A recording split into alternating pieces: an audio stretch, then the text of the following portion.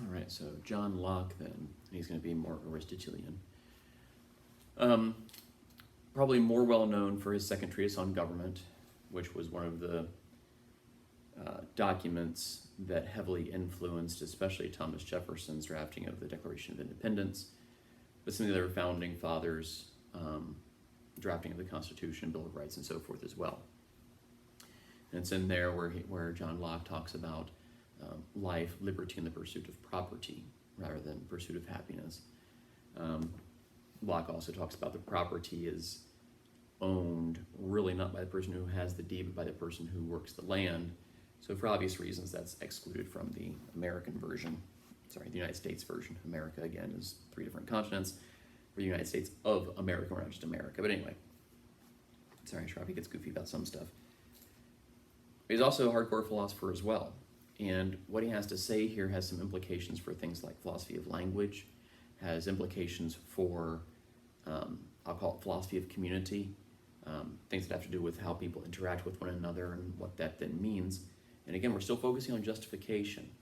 What's going to be interesting is Locke is turning toward, not surprisingly, again, since he's more Aristotelian, one of the distinctions between Plato and Aristotle, Plato, the elitist, the kind of individual, only a few folks ever have access, versus Aristotle, no, everyone has access. Descartes' not saying only if you have access or no one has access, right? But by talking about things that are more abstract, you may also be limiting who then has access to those abstract things. At least historically speaking, in Western philosophy, these things seem to be connected. Locke, much more egalitarian, much more Aristotelian, and so he's going to be much more not about individuals, but about community. And so that's going to be part of the justification here for Locke, is this communal understanding, communal knowledge, us coming together on this thing and agreeing on this thing. So again, Horton Hears a Who is an interesting kind of counterpoint. But he's going to begin by talking, again, trying to think about the translation from physical to mental. And so he's going to break it up into 2. He's going to talk about qualities. The mind, so we have to discover the nature of our ideas better. So that's the mental stuff, is the ideas. And this is page 87. So I'm going to reference the excerpt from the second part of the book. The excerpt from the first part alludes to many of the same things. I think the excerpt in part 2 makes it a bit clearer. To discover the nature of our ideas, the better, and to discourse of them intelligibly. It will be convenient to distinguish them as they are ideas or perceptions in our minds, and as they are modifications of matter in the bodies that cause such perceptions in us. And notice it's not just in me, it's in us. Plural, not singular. And so it's interesting, this wasn't translated. Locke actually wrote in English. And so what's interesting to point out then is just in a few words here, a few words there, there's sort of clues and insights into what the larger philosophy is going to be about. By talking about us instead of me, he's already giving hints. Oh, so this is a communal understanding, not an individual understanding. A contrast with Descartes. Descartes wants to keep talking about me. Cogito ergo sum, I think, therefore I am. I. Here Locke's talking about us. He goes on, this is the second paragraph then. Whatsoever the mind perceives in itself, or is the immediate object of perception, thought, or understanding, that I call idea, the mental stuff. The power to produce an idea in our mind, I call quality of the subject. So we're going to have ideas and qualities. The things out here, objects have qualities, which then give rise to ideas in here. And not just in here, but also in your mind, in your mind, in your mind.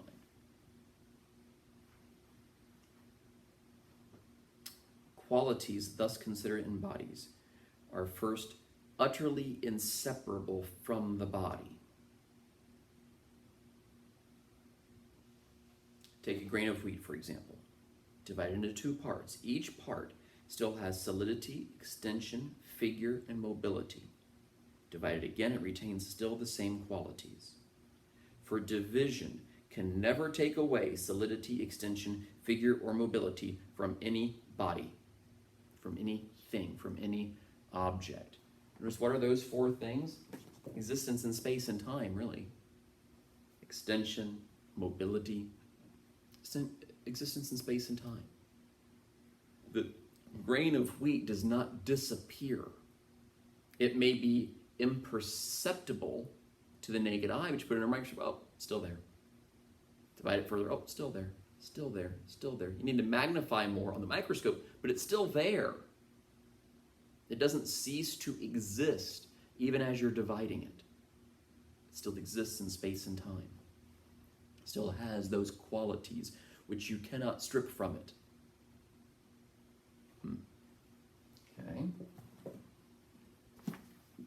Those, or these, I then call, I, John Locke, call original or primary qualities of the body. I think we may observe to produce simple ideas in us, such as rest, motion, figure, number. Produce simple ideas. Primary qualities produce simple ideas. Hey, there's a thing out there. Oh, now there's two things out there. Oh, three things out there. Very simple. Not saying much about it, just, oh, there's a thing. Because everything else that you want to say about that thing, everything else that you want to claim about that object, has as much to do with you as it does the object. He goes on. Secondly, such qualities which in truth are nothing in the objects themselves, but powers to produce various sensations in us. Color, sound, taste.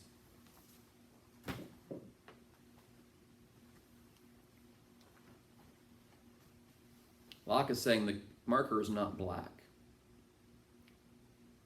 There is an object which exists out there, out here in space and time, that through experience I have come to associate with the concept color black.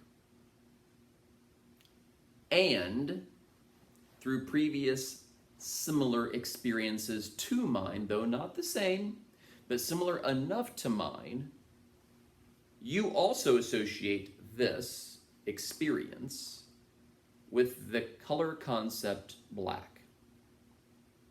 Probably.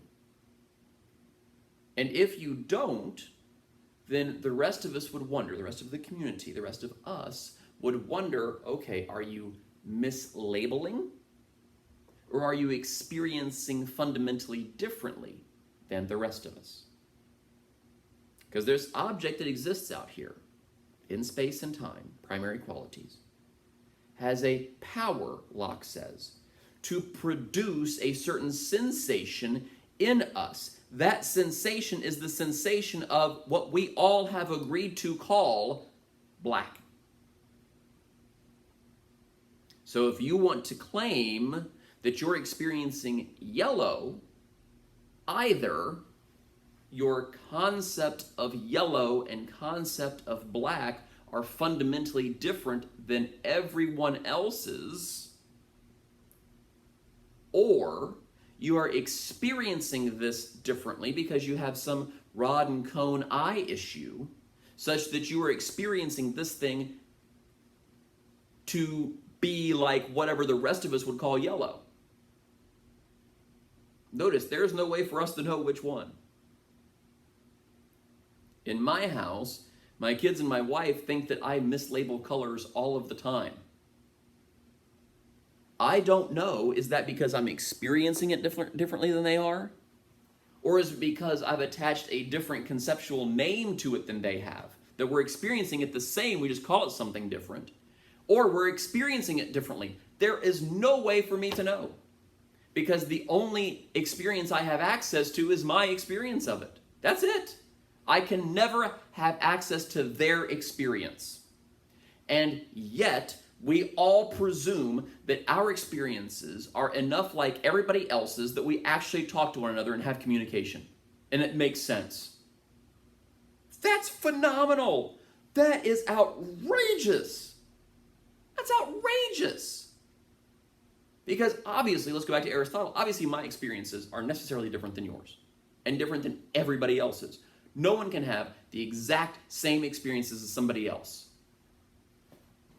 The experiences can't be the same. And secondly, no two people are exactly the same either. Even identical twins are not exactly the same. So they're going to have, even if they have all of the same experiences, they're going to have different experiences of those experiences internally. And yet, we all use words like they make sense. We all use words like my concepts are close enough to your concepts that we can all understand when I say this marker is black, that actually makes sense to you. Those words in that order, that means something. And you agree. That's crazy. And that's the power of community. So the community doesn't decide truth in a way that Aristotle might say. Locke says, though it's still Aristotelian, it's not Aristotle, Locke would say, look, the community merely agrees. They don't decide truth. What happens is you get communal justification for the experience. Early acquisition phase, right? Little kids, you point to a black, black, black, black, black, black, black, black, black. You're teaching them your concepts. You send them off to school, the teachers are teaching them their concepts, and we all just presume that the teacher's concepts are close enough to my concepts that the kid won't be confused. And that the kid will be raised a certain way, and then he'll be part of the community, and he or she will also call the thing black, and the whole thing just goes from there. There's communal justification. That the power that this is producing must be the power of blackness in order that all of us, or most all of us, experience it as black. Such again, if I'm the one that experiences it as yellow, I've got to ask myself, well, I wonder what's going on here. Everyone else is experiencing it, and they're calling it black. I wonder if I'm the one that's in the wrong here. I wonder if I'm seeing it differently or calling it something different. Horton has got to wonder if he's crazy or not, because he's the only one. He's the one saying it's yellow, everyone else saying it's black. At some point, there is this thing called peer pressure, which is a real thing. We talk about this again in my ethics class in different contexts. It's difficult to be the only one doing something all of the time and getting no words of encouragement. Social animals, says Aristotle. Locke agrees we're communal. We're in this thing together.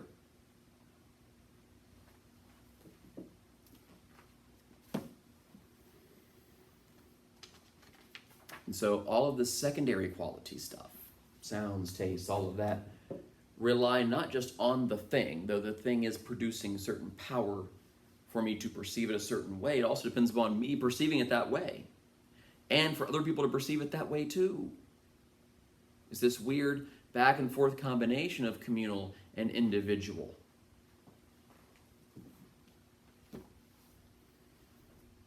The next thing to be considered, page 88, is how bodies produce these ideas in us. By impulse. I don't know, right? I'm trying to understand the implications here. I'm trying to understand the philosophical implications of this subject-object thing, of this translation process from physical substance to mental substance. How it is the physical thing does the physical thing that it does, I don't know. Just by impulse somehow. It just happens. There's this power out there that produces various sensations in us. I don't know, man. It's what year? It's 1690, dude. I don't know. It just happens. I'm much better at trying to explain the this part than I am the that part. And really what it's about is the relationship between the two. The relationship between that thing and this thing. That thing exists in space and time. That we can all agree, right? Again, communal verification. If you're the only one who thinks that something is existing in space and time, and no one else sees it or hears it or whatever, maybe you have the issue. Maybe you're having delusions. Who knows? If you're the only one who sees the aliens, maybe it's because you've been chosen by the aliens. Maybe it's because you're crazy.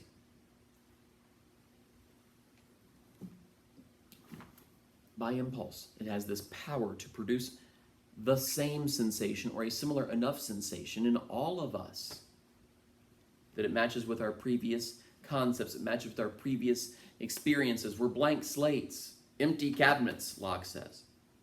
We're empty cabinets. Experience then writes upon that slate. Experience then fills in that cabinet. And those experiences then are what we rely upon. The importance of experience, again, go back to Aristotle. Remember, for Plato, experience, it gets you to the top, it gets you to the forms, but then after that, you don't really need experience. You just got to go back and teach and give other people experiences.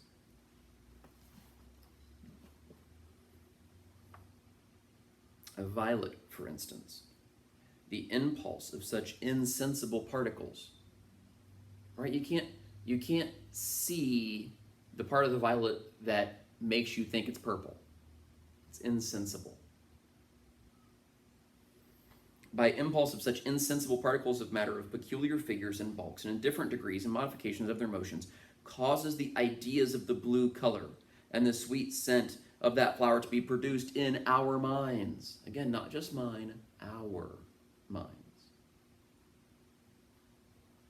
Nothing in the objects themselves, but powers to produce these sensations.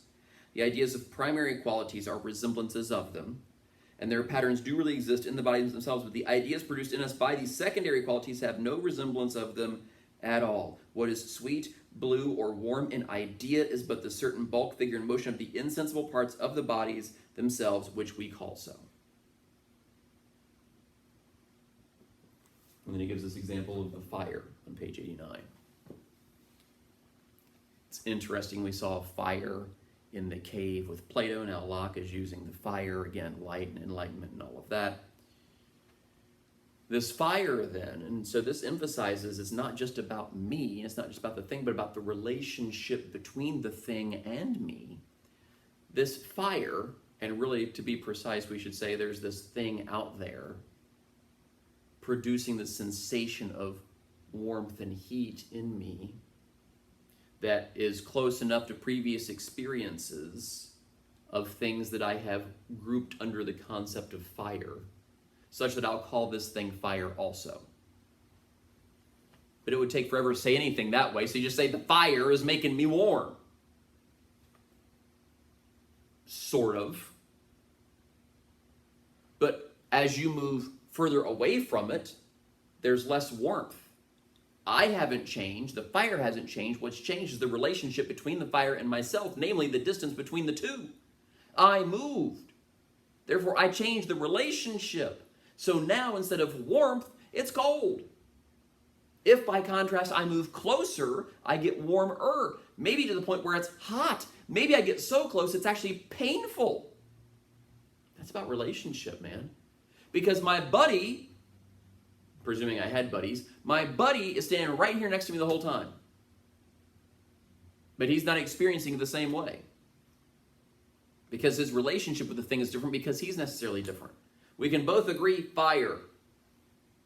Too close, painful. Too far away, cold. But all the in-between, what's warm for me, he may still be cold. Move a little bit closer. Now I'm warming up. I'm getting a little bit too hot. Now he's comfortable. This is warm for him. I get to the point of painful. For him, it's just hot. He's got to get like right on top of the thing for it to be painful. For him, it's the relationship. The relationship, notice the fire is the same for both of us, but we are different. Therefore, our relationships to the fire are different. Whoa, this seems real subjective all of a sudden. All this secondary quality stuff is super subjective instead of objective. And Locke doesn't want to go quite that far.